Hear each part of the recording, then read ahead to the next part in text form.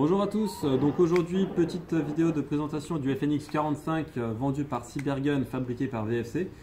Donc une réplique de poing au look plutôt massif, très performante et avec une bonne prise en main. Justement, des pareils étant sous licence FNR Stahl, on a les vrais marquages sur la culasse, etc.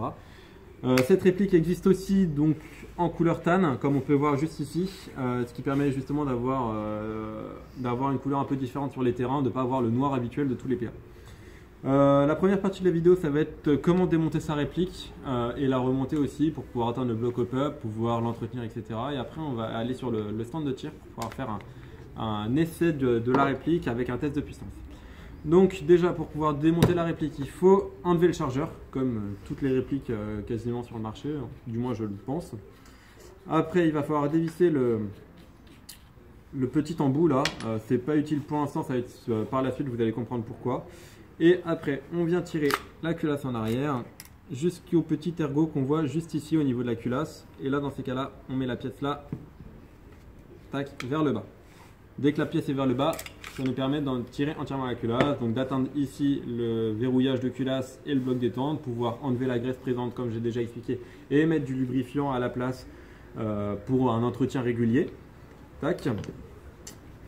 Là, ce qui va nous intéresser, ça va être l'intérieur de la culasse. Donc pour pouvoir le démonter, on vient enlever la petite tirette là avec le ressort de rappel de culasse, pardon. Là, ça nous permet aussi de pouvoir enlever le barrel, qui a le bloc pop-up juste ici, et de pouvoir atteindre le nozzle. Donc le nozzle qui, là, on voit a été lubrifié par le constructeur. Là, dans ces cas-là, après, pour pouvoir l'entretenir, ça nous permet de tirer le nozzle, de pouvoir assécher et le lubrifier par la suite. Si on veut vraiment pouvoir le démonter entièrement, il y a juste les deux petites vis ici à dévisser, ce qui nous permet d'enlever totalement le bloc nozzle et pour faire un entretien plus complet, chose qui n'est pas à faire à chaque fois. C'est pour ça que je ne vais pas le faire sur la vidéo. Là, par rapport au barrel, si on veut atteindre le bloc pop-up, il faut juste enlever le petit ressort qu'il y a ici, bien faire attention, donc c'est un ressort assez fragile. Et après, on a juste à tirer donc le bloc pop-up en arrière. Après, il y a deux vis à démonter, ce qui nous permet d'ouvrir le bloc pop-up en deux, de pouvoir changer le joint hop-up, changer le canon interne. Voilà. Pour le réglage du hop-up, c'est la petite molette qu'on voit juste ici. Toute petite molette, c'est ça ce qui permet de faire le réglage hop-up. Donc voilà pour l'intérieur de la réplique, je vais le remonter. Donc le remontage se fait facilement, mais d'abord le barrel, la tige de rappel qu'on vient mettre, et il y a juste un petit ergot à bien remettre en place. Tac. Là on vient visser l'embout.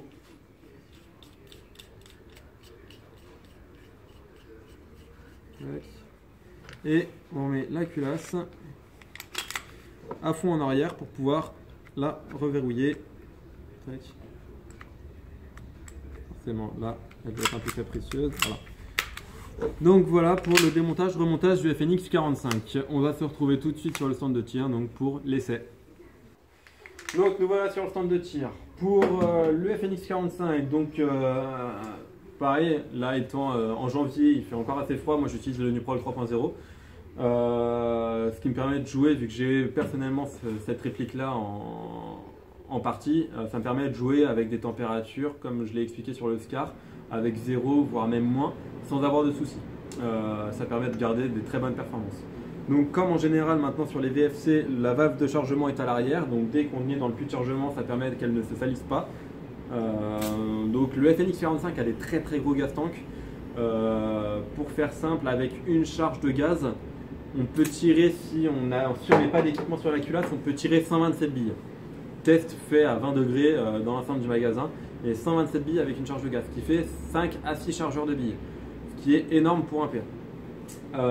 Donc là, je viens de le charger en gaz. Petite particularité, on voit que le FNX 45 a une gueule de chargement rapide sur toute la longueur. Donc on a juste à baisser le ressort avec le BB Loader. Vous pouvez en fait charger les billes un peu comme vous voulez, à l'endroit que vous voulez. Ça c'est plutôt bien pensé, ça permet de pouvoir recharger beaucoup plus rapidement en partie si on doit se dépêcher. Tac. Donc voilà par rapport au chargement. Premier chargement, enfin premier armement, on tire la culasse en arrière. Avec la sécurité qui est ici, donc tac, là la sécurité est mise, je ne peux pas tirer, Si elle est vers le bas, je pourrais tirer. Donc, on va voir tout de suite la puissance de la réplique. Donc, puissance fait avec de la bille de 0,20 g.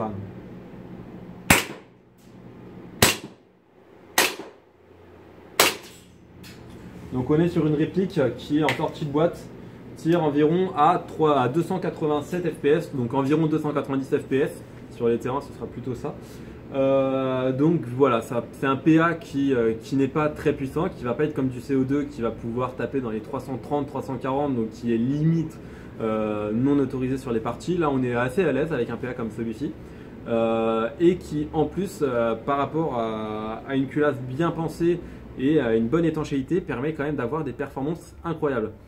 Comme je vous l'ai dit, je l'ai en perso ce PA là et en ayant juste changé le joint au pup, en ayant mis un joint un peu plus performant, vraiment sur du tir, je dis bien entre guillemets précis, donc sur silhouette humaine, ce qui est quand même le but de l'airsoft, on peut faire du tir à 35-40 mètres, ce qui est énorme pour un PA.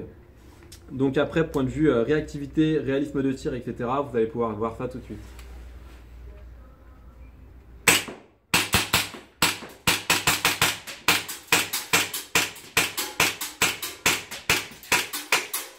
Donc voilà, comme on peut voir sur la vidéo, il a quand même un gros kick. La culasse étant assez imposante, ça permet d'avoir quand même un gros réalisme de tir, une bonne réactivité et quand même un chargeur assez volumineux, donc ce qui permet d'avoir de mémoire 26 billes en chargeur.